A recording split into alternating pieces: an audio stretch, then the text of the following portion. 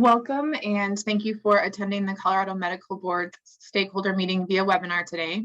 Excuse me, the date is July 14th, 2023, and the time is 10:01 a.m. Before we get started, we would like to introduce the staff members from the Division of Professions and Occupations that are present. My name is Darcy Magnuson, and I'm a regulatory analyst with the division.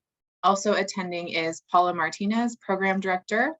And we should have Maria Hernandez, Regulatory Coordinator, joining us as well. As many of you have been to DORA stakeholder meetings before, we would like to reiterate the importance of your comments today. DORA makes decisions every day that may affect your life and your business, so your input is vital in the rulemaking process.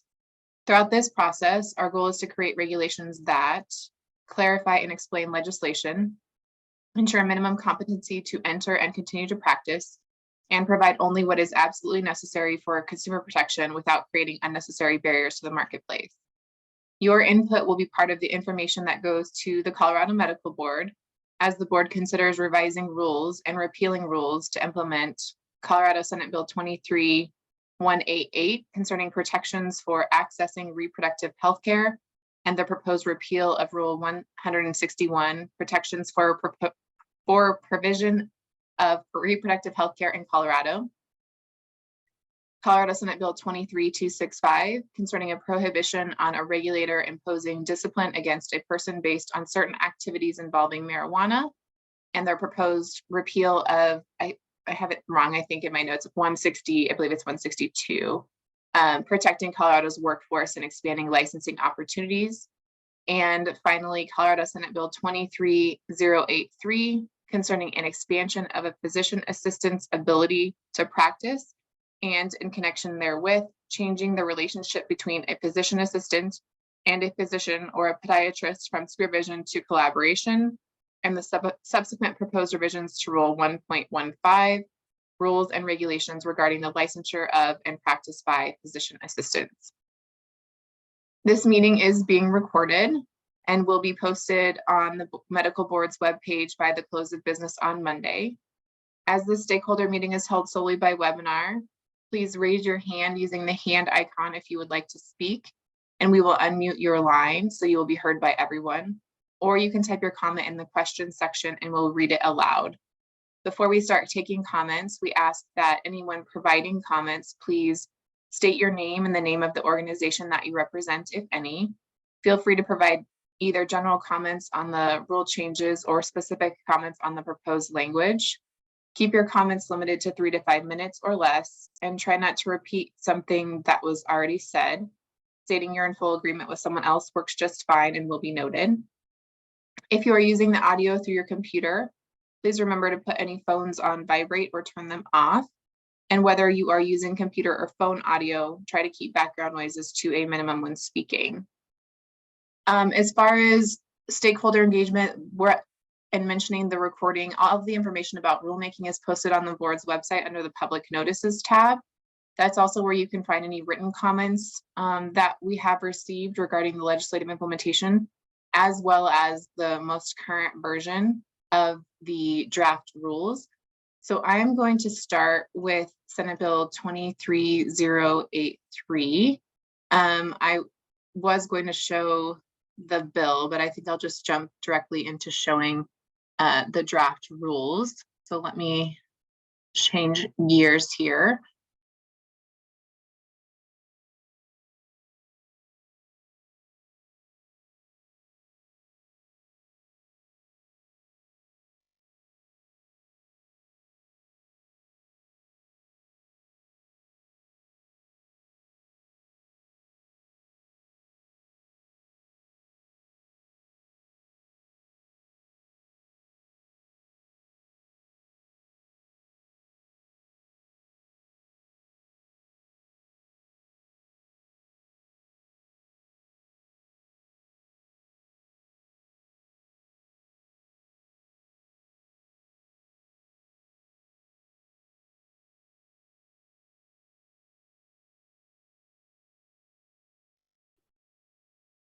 Okay, hopefully you can see my screen and showing Rule 1.15 and the proposed revisions to Rule 1.15 to implement Senate Bill 23083. If you would like to provide any feedback on these proposed revisions, you can do that by raising your hand and we'll unmute your line, or you can use the Q&A function of the Zoom webinar, and we will read the comments out loud for the recording. So I see we have one hand raised so far. Christopher Newman, I have unmuted you on our end, so we should be able to hear you. Thank you. My name is Christopher Newman. I am a physician assistant practicing in pediatric critical care. I'm here representing myself. I apologize if I get some of the language wrong. I would like to move to the section of the proposed rule that addresses the formulation of a performance plan or a performance evaluation, and call attention to the law, page 7 of the statute, section 4 IV, a description of the performance evaluation process, which may be completed by the physician's assistant's employer in accordance with the performance evaluation and review process established by the employer. I then go to the language of the performance evaluation. Sorry, it's up a little bit from there. Where in section 1, it indicates that the evaluation must be created by a physician. In section 2, it states that the relationship between physician and physician assistant is that of team, and the purpose, this again sort of implies that it must be the physician who is evaluating each of these domains. And that seems to conflict with the top part of the paragraph, in which it references the actual law, which says that the employer may generate the performance plan and does not specify that a physician must complete every element of it. As I testified before the Senate, there are elements of my job that my physician colleagues are not the expert in, and this would restrict my evaluation to only those areas in which the physician is the expert. This is not to say that physicians are not experts in many things. Certainly several of these dimensions dealing with medical knowledge, the ability to perform in history and physical. But when we get to areas such as communication, areas such as system-based knowledge, the honest truth is that when I speak to a community physician as a PA, the reception I get may look very, very different from that of an attending physician. And the person best qualified to evaluate my responses to those circumstances may be a senior APP. Similarly, a lot of my work involves economics of healthcare, and the best person to evaluate me may in fact be someone who is a healthcare economist and or works in healthcare administration. I therefore ask that the portions of F1 and 2 that specify the physician be changed to physician or employer. Thank you.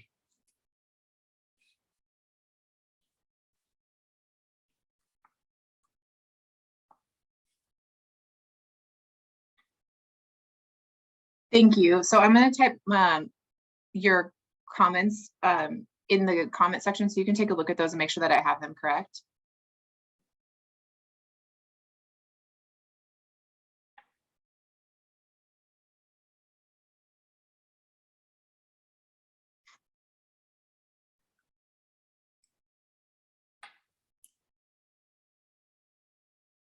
Is that what you're asking?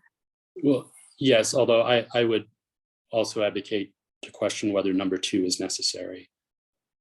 Okay.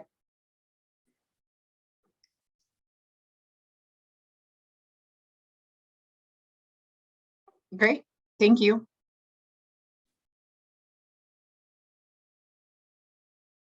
I'm going to go ahead and place you back on mute. Feel free to raise your hand if you have any other comments.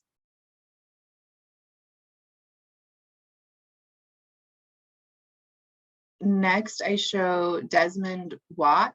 I have unmuted you, Desmond Watt. Thank you. Can everybody hear me okay? Yes. All right, wonderful. My name is Desmond Watt. I'm a PA practicing in primary care.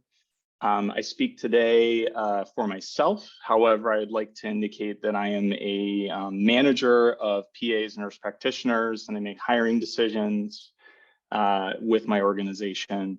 I'd like to specifically comment on section C, 3A regarding the requirement for physicians and physician groups entering into collaborating agreements, specifically regarding the physical presence requirement for the collaborating physician.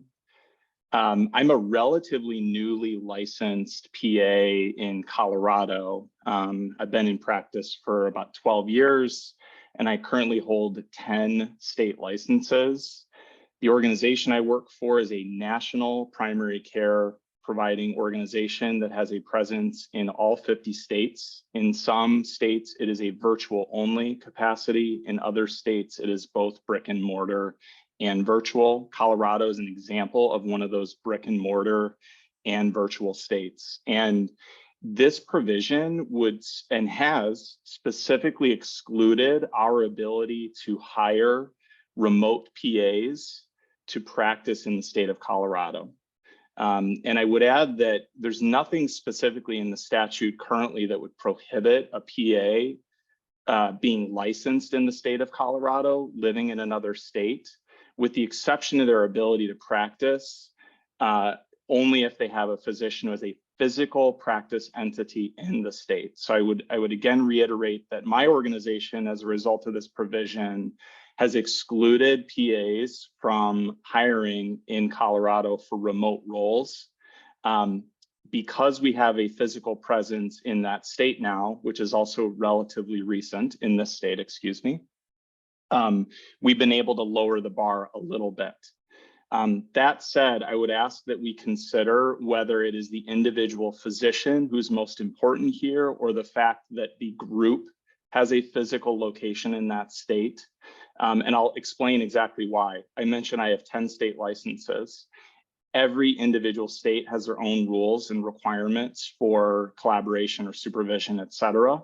And I have to meet all of those. One of the ways that we make this more simple with my organization is we cross-license physicians in states where PAs and NPs are licensed.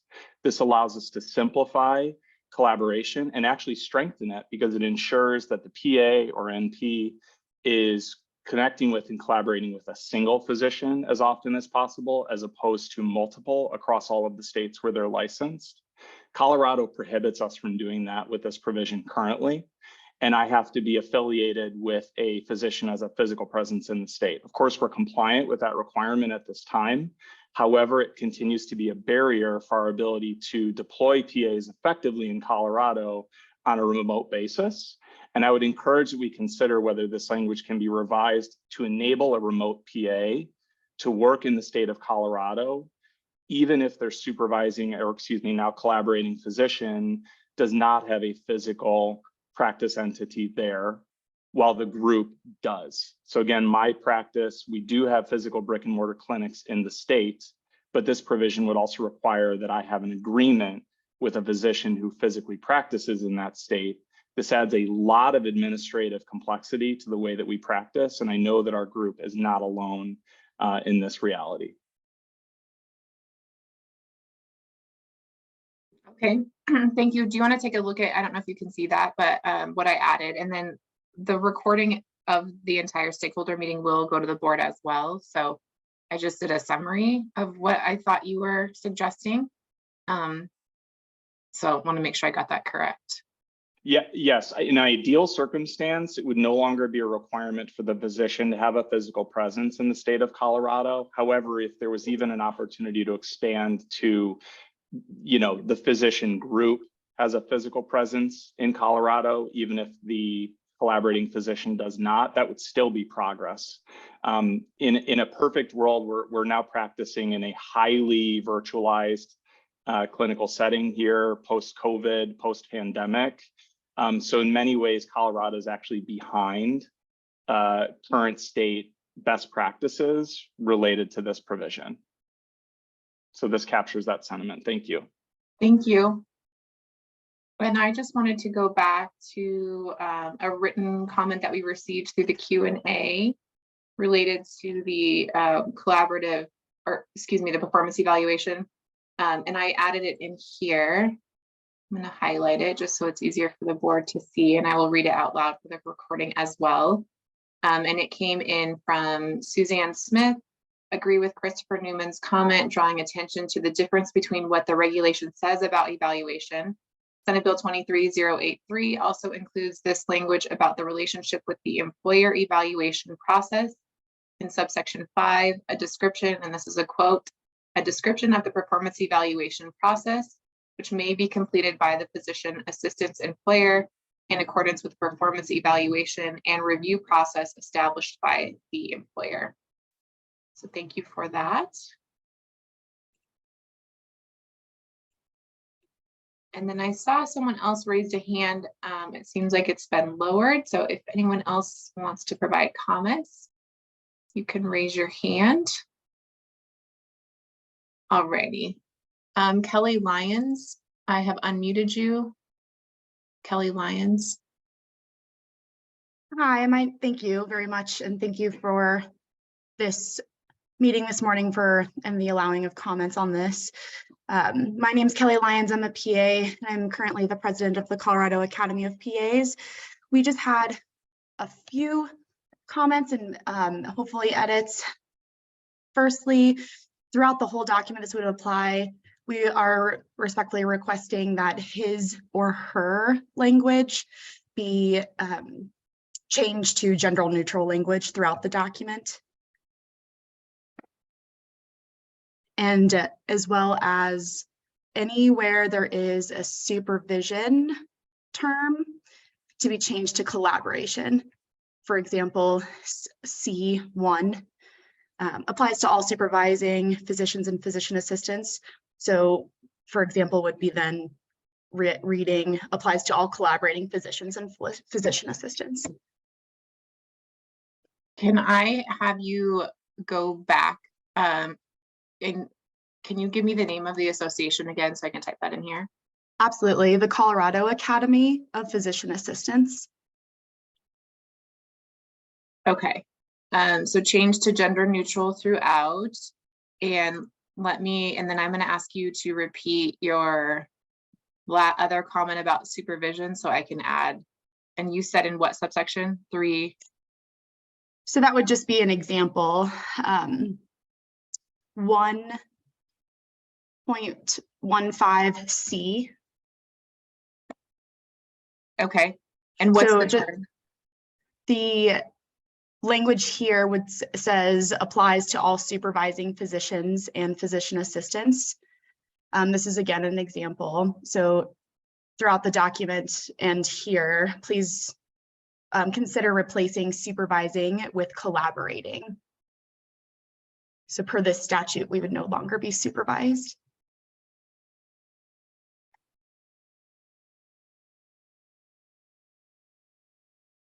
And we'll be submitting this in writing as well for review of the board by the board.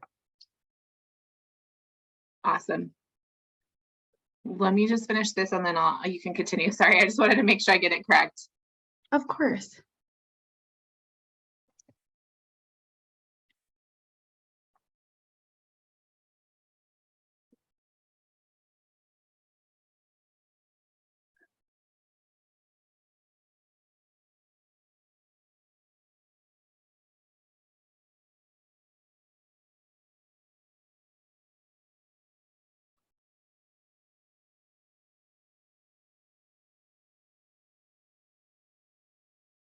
Okay. What is next? Those were the main 2 considerations that we were asking. Great, thank you. Thank you. If anything else, then feel free to raise your hand again. Thank you, ma'am.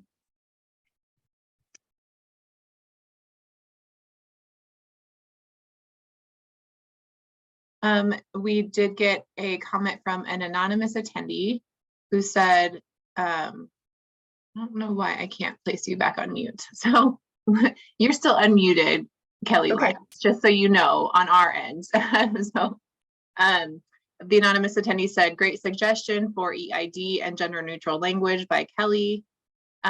Jean Martin said the requirement for the collaborating physician to be actively practicing in Colorado with a regular and reliable physical presence in Colorado is in statute at 114.5 subsection 1D. So I'm going to just add that Jean Martin into the comment where we were having that discussion, so it's all in one place.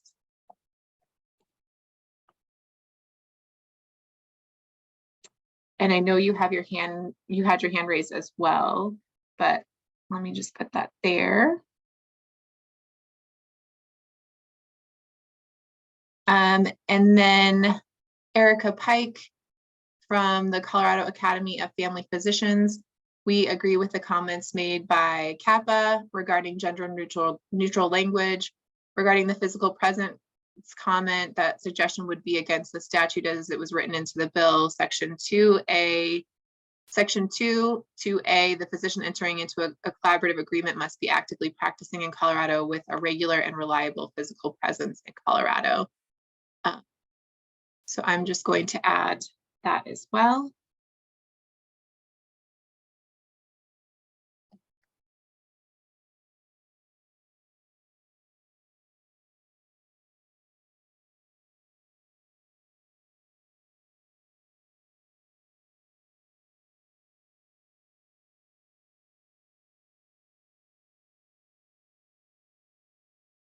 And then your comment about the gender neutral language, just so we have all of those noted.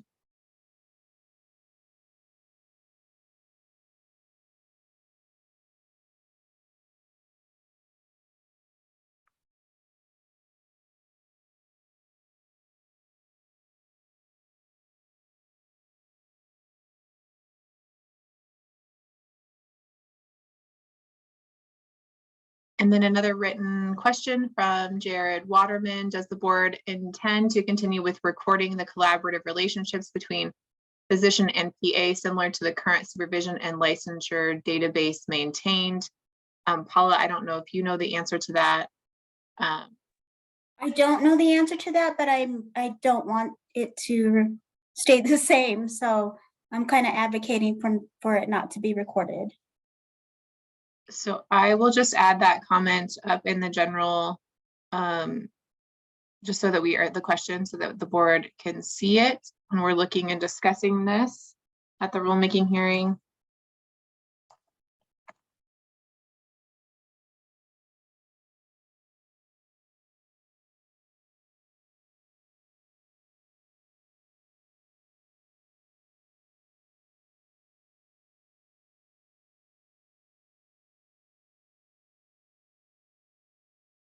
Okay, next I have John Conklin. I see your hand is raised.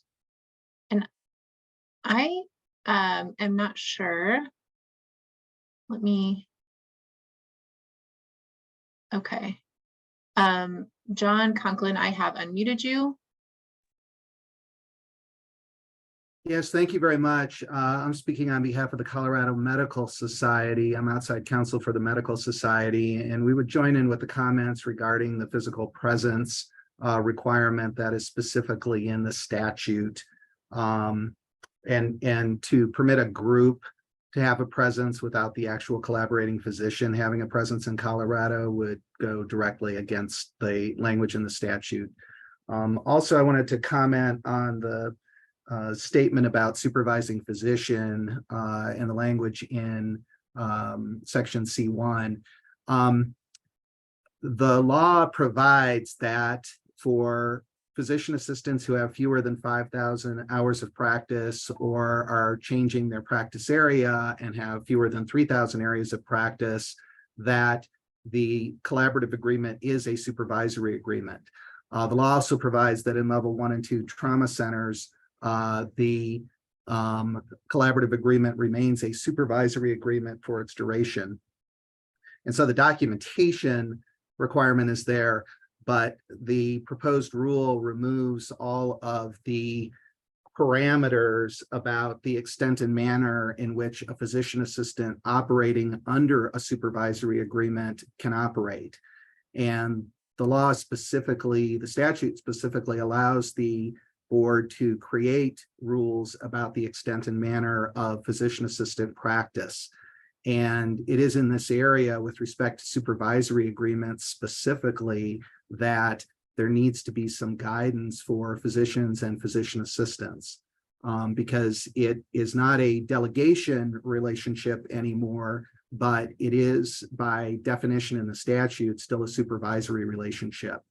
And so we believe that a lot of the deleted sections on the supervisory relationship need to be reconsidered and perhaps modified in language to be consistent with the current law, but still need to be in effect for those relationships between a physician and a physician assistant under a supervisory agreement.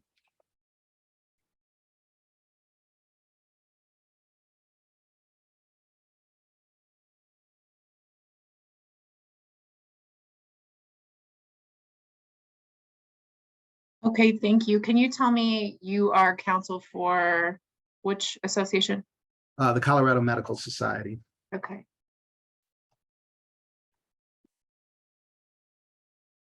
Will you be submitting any proposed language? So we submitted written comments last evening that did not include specific language with regard to this issue because it's fairly extensive throughout the rule. We did make some suggestions on specific language in other areas that were more where it was more feasible to do so. But we would ask the board to look at that issue. Okay. And I haven't posted the written comments. They were updated as of yesterday afternoon. So if you, I'm sure we have them. So we'll post those online for other people to see. And we do, as we receive written comments, we do update that link on the website. So you can keep an eye out there for any additional comments that come in as the board continues this process. Thank you. Let me just add back up here.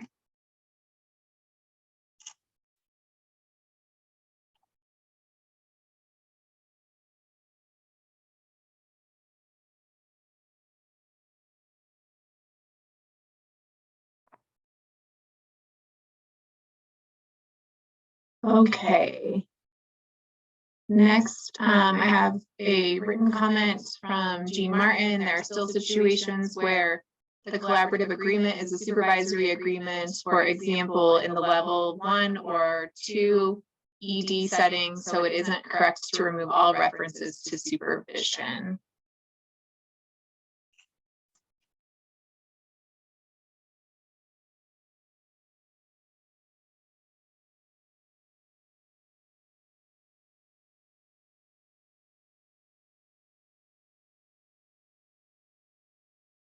Alrighty, next I show Ron Racis. I have unmuted you.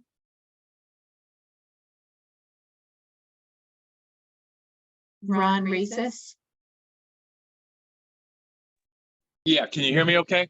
Yes, we can. Okay, so my name is Ron Racis. I'm a physician assistant practicing in Colorado. I'm also one of the co-chairs of the Governmental Affairs Committee for the Colorado Academy of Physician Assistants. I just wanted to make a couple of comments. There are several areas, and I can try to point those out for you, where it will comment physician and not include or physician group. And that was some changes that we would like to request. So the first one that you will note is under the performance evaluation, section 3F, a physician who has entered. We would like to add or physician group. We would also like to add that in section F2, so section 3F2. We would also like to add that in section 6A2, as well as section, looks like here, E, reporting requirements, section C.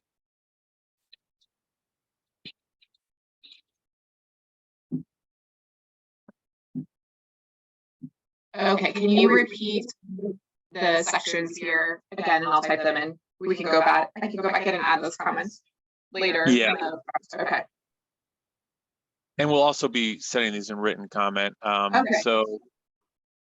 So in 1.15 C3 F number 1.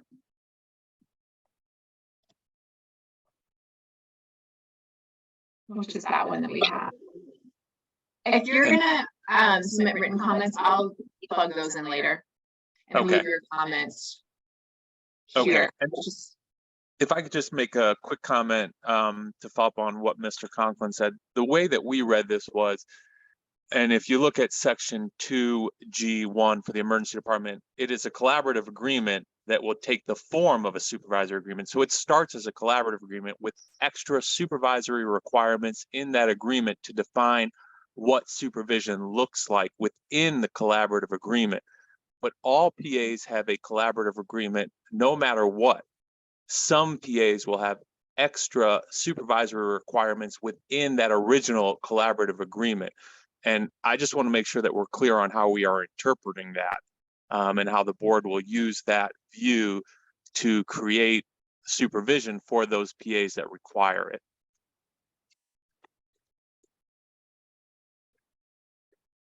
okay, thank you. Anything else? No, thank you. Great.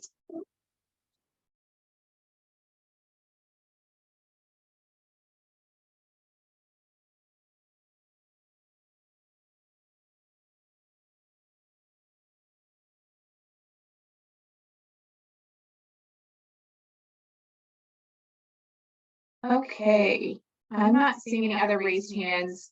Actually, Suzanne Smith. Suzanne Smith, I have unmuted you. Thank you, Suzanne Smith. I'm with the Colorado Community Health Network, and I don't have a comment on the regulation specifically, just curious and echoing something Jared Waterman said in the Q&A. Can you provide any information about how and when like licensing forms, compliance with this, et cetera, will be evaluated? I see in the draft regulation the suggestion that it will be effective August 7th, but it seems that it's not like any PA is going to turn around and on August 8th have to be sharing details about their supervision agreement or updating the database related to the licensure, et cetera. So can you provide details on that? I do not have answers on that. Paula, do you know any more? Well, the only thing is it won't happen on the 8th because we have to have this rule adopted before we know how to proceed. So I'm not seeing it happen exactly on the 8th. It will have to happen after the full board meeting and when the rules are adopted to know how we're going to proceed with obtaining documentation, what that's going to look like. And for the physician supervision, since the supervision is going away and it's collaboration. So I think the If I may, yes. I would suggest that it just be very clarified in like when you share information with people about the rule, that it will be through when they license or renew their license, that's when they have to prove that they have an updated agreement and it's now a collaborative agreement instead of supervision. So you're asking for attestation? Yeah, like just looking at what you all have on the website about like when someone renews their license or becomes a licensed PA, the forms currently all refer to supervision agreements. And right. I would imagine the easiest way to ensure compliance is to just make sure those forms are updated. And that's when, like, if I'm an existing PA in the state of Colorado and I'm moving from a supervision agreement to a collaborative arrangement, that like the way I'm verifying with the state that that has happened and I'm complying with the regulation is when I renew my license. Okay. Thank you. Thank you.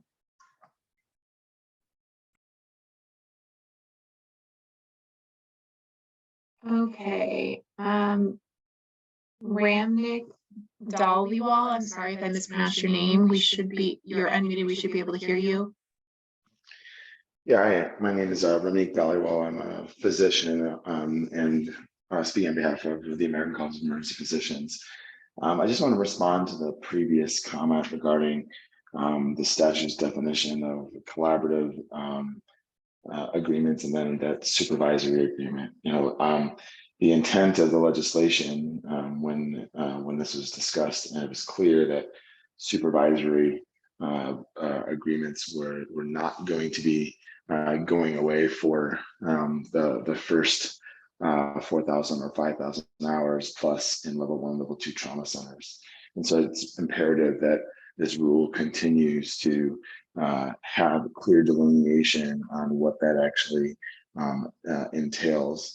We already have had long history of this type of relationship.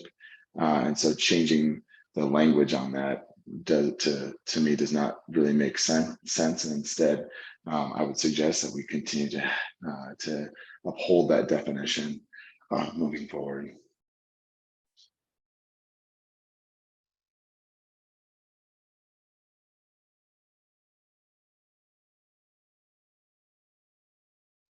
Thank you.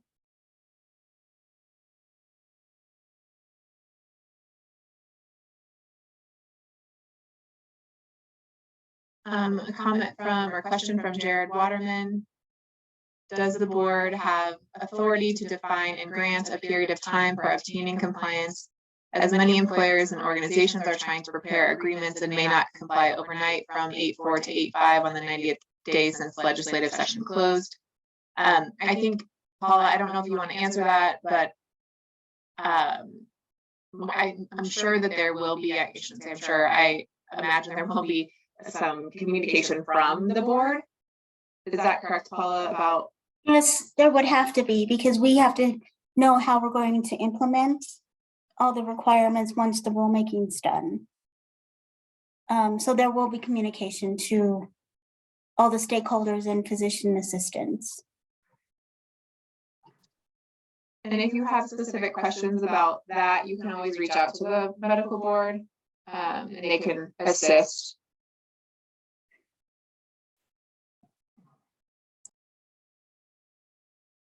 Okay. Anyone else regarding Senate Bill 23083? If not, we can move on to the other two, which should be fairly straightforward.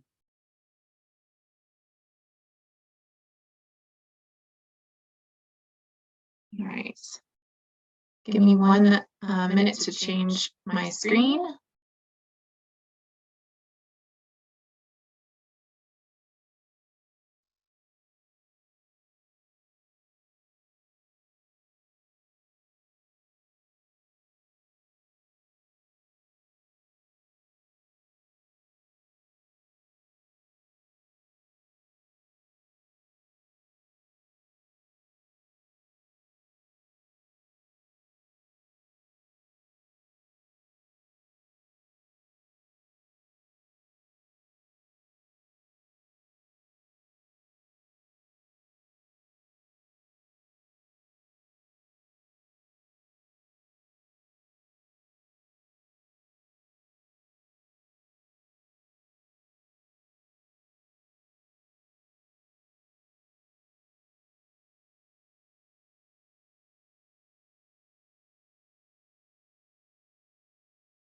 Okay, hopefully you can see my screen again. So this is the proposed repeal of Rule 161, protections for provision of reproductive health care in Colorado. This is to comply with Senate Bill 23188 concerning protections for accessing reproductive health care in Colorado.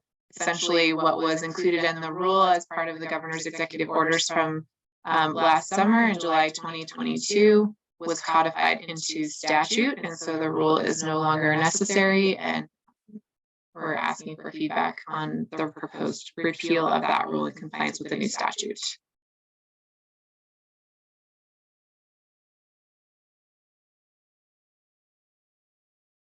Okay, I'm not seeing any raised hands.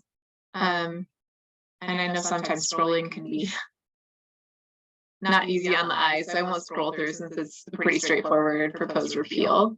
And then the next one, let me share the other one, 1 second.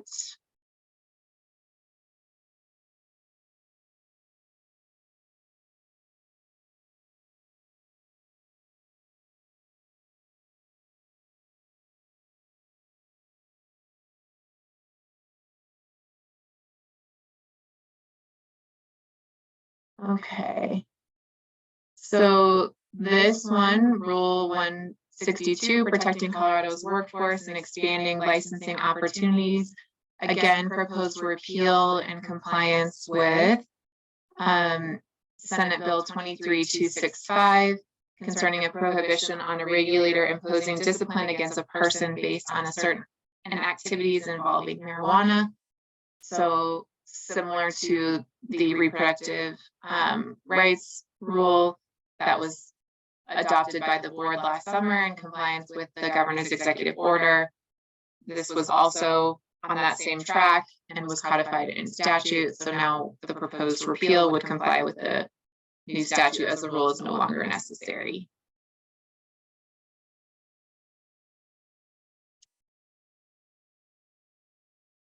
All right. I'm not seeing any raised hands or any written Q&A. So I'll wait just another minute or so and then take final requests for any other comments before we wrap up the meeting. For those of you that have submitted written comments, thank you. And then we will get those posted on the website. If you want to submit written comments, the email address is on all of the information that we send out, which is Dora_DPO_rulemaking@state.co.us. We do post those online. This recording will be posted online. And then once we get off this meeting, I will update the draft rules with the comments added into the side online as well for other stakeholders to see.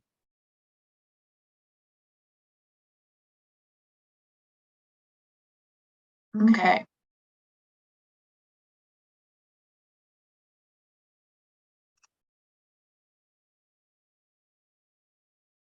So I'm going to go ahead and wrap up.